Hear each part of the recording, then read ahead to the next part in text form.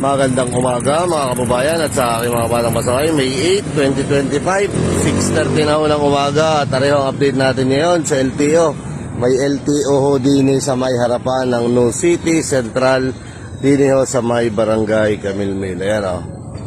Kaya ho sa mga may motor dyan, may mga sasakyan, siguraduhin nyo dala nyo ang inyong mga papel ng inyong mga sasakyan, ano ho, at siguraduhin nyo meron ho kayong dalang lisensya. Meron ho dyan sa may tapat ng New City at din ho sa may papasok ng Gusar. Ayan, yun eh. May LTO din ho din eh. Mag-aabang. Ayun. Diba? Ayan po yung LTO, ano. Ayan. Siguraduhin nyo ho na meron ho kayong dalang lisensya at papel ng inyong mga sasakyan, rehistro. Talaga namang mayat maya na naman no, checkpoint na rin. Ayan o. Ayan. O. Ba?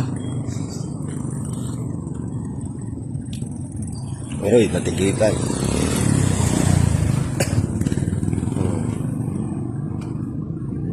Yun. Checkpoint. So yan o.